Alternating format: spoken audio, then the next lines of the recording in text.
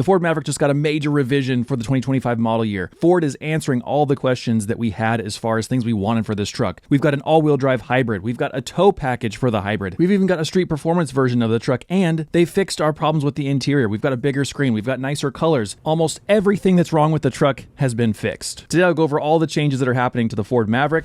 Let's go. Ford says the #1 request of owners, an all-wheel drive hybrid. And now it's available on XLT, XL, and Lariat trims. So anybody in adverse weather conditions still can get incredible mileage through the hybrid. With my hybrid, that of course wasn't all-wheel drive, it was easy for me to get 44, 48 miles per gallon. And so I imagine you're going to take a little bit of a hit because you've got all-wheel drive now, but you're still going to expect to get 40 miles per gallon plus, I would think. But not only that, now with the hybrid all-wheel drive model, you can also opt into a 4K tow package, which increases your towing capacity to 4,000 pounds. Now you've got a small truck with incredible utility. That was one thing that held me back with the normal hybrid, was just the fact that you couldn't really tow anything. I mean, a small car on a trailer or even a trailer just to move, the tow capacity was so low before that it didn't really seem viable. But now with the 4K tow package, all-wheel drive, hybrid, this truck can do almost anything. Well, it can't haul a full-size bed, but size limitations aside, it can do almost anything. The payload capacity remains the same at 1,500 pounds in the bed, which is quite a bit. When you've got such a small bed,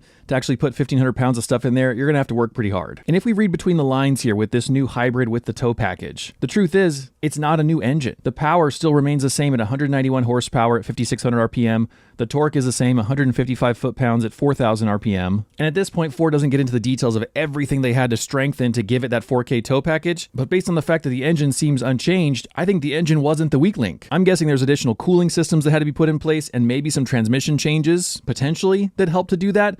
But even then, they don't specifically say, hey, we had to strengthen the CVT in these ways. It's still a CVT. In my opinion, that hybrid drivetrain is still rock solid. If it can survive towing without any changes, it's pretty tough. On the inside of the truck, one of the biggest problems that everyone had with it was that it didn't make sense. The way that the 8-inch screen was situated with a little cubby beside it that did nothing. It had no possible functionality. It just didn't make sense. It looked bad. It wasn't helpful. It always looked like an afterthought, like a mistake. Well, now we can probably see what Ford intended all along, which is to fill that entire space with a 13.2-inch display. That display now has wireless Apple CarPlay and Android Auto, and it's got Sync 4, so you can do all kinds of voice commands and navigation and all that jazz. Something I noticed whenever I looked at the Ford official B-roll package, whenever they give us video of these trucks whenever they first come out, I was looking at the controls below that screen, and it's way more minimal. If we compare this new truck versus my old truck that I still have pictures of, it was a 2024 model, but look at the number of buttons on my truck versus this new truck. They have really minimized the actual number of hard buttons, and I think for a lot of buyers,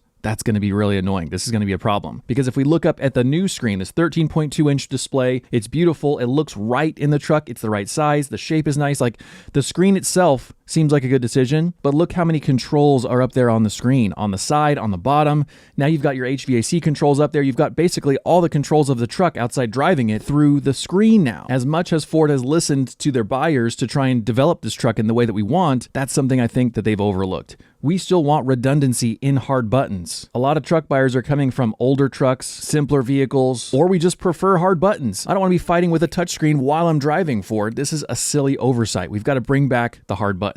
But speaking of screens, you've got that 13.2-inch display in the middle. You've got an 8-inch digital instrument cluster. It used to be part digital, part analog instrument cluster. And in line with that, they've added a 360-degree camera that's new for 2025. And so what it does is give you like a top-down split view display of what's in front and behind the vehicle, and it kind of pieces that together so it looks like you can see the whole vehicle, and it helps you to place it, whether you're backing up to a trailer, parking in a tight spot, whatever it is that you want to be able to see, you can see every corner of the vehicle now. Speaking of hooking up to a trailer and the new 4K tow package with the all-wheel drive hybrid, you can now get Pro Trailer Hitch Assist. So what that does is it uses the rear camera and the corner radars to align the hitch so that whenever you're trying to hit that trailer coupler, it helps you adjust the truck's speed, steering, and braking just to make sure that you get right in the right place to hit that trailer. Not only that, it actually helps you to reverse with the trailer. It's got Pro Trailer Backup Assist. And so it helps you to understand which direction the trailer should go whenever you're reversing. If you've never driven a truck with a trailer on it, it's kind of like a nonsensical backwards education until you get it used to it.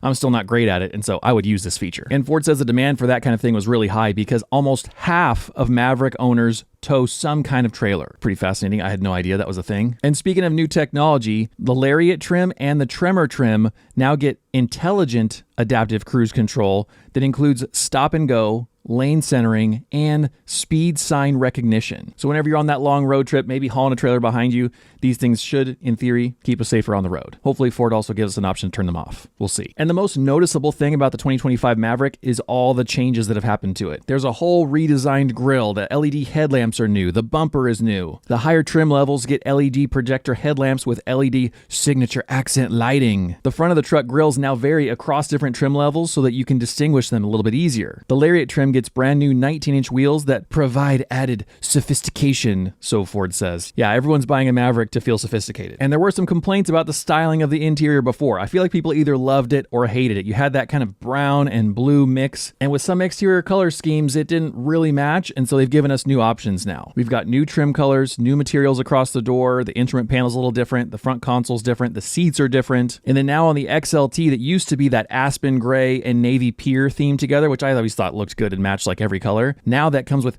grabber blue accents. It sounds like that's not an adjustable thing, like it's a package you opt into or not. It sounds like it's just there, like you just get it. So they made some changes there. We'll have to see it in person to know if we really love it or not. But also, the Lariat adds a smoke truffle theme with bronze accents. And here's what smoke truffle looks like. It looks to me like a light tannish, very, very light brown kind of situation. Then the back part of the seat is blue, and then the stitching is some kind of accented like orangey red color. I'm obviously not a Ford naming person because I call it orangey red. And that front end is just so interesting looking. Look how much they've wrapped that grille up into the headlight. I don't know if that's like to prevent rock chips in the headlights because they didn't need that area before or what, but it looks kind of strange. It's almost like the truck is wearing a mask like this up the sides of its face. It's one of those other things we'll have to see in person and decide how we feel about it. Ford also claims there's a new black package that gets its own unique grille, black roof, black Ford badges, and 19-inch gloss black wheels. I think that's got to be really similar to the black appearance package that we had before, though. That's nothing that's that new. It was like $2,000 before to make some stuff look black, so you got to really, really want the truck to be blacked out to spend that kind of money on it. And speaking of money, the pricing of the truck has been updated too. Now the starting MSRP for 2025 is with the hybrid model. If we remember when the truck very first came out, it was the EcoBoost model, and it was only $20,000. Now the starting drivetrain is hybrid. The starting price, $26,295 plus $1,595 for destination and delivery. So that gives us a total of $27,890 just to get into the truck at all, at the very, very base level XL, no options. It's pretty amazing. 3 or 4 years later, the base level of the truck has gone up by $8,000. What is that, like 40%? This is a massive price increase over the original trucks. Potentially my favorite thing though, which is so petty. It's so meaningless. It doesn't need to be my favorite thing at all. But one of my favorite things about the 2025 Ford Maverick is this new color. You can now get it in eruption green metallic. I think they had this on Expeditions before, and the truck that I had, my 2024 Lariat, was Terrain. It was this very light brown color, and I thought, hey, I live in the desert, we'll get the dust on there, it won't show the dust.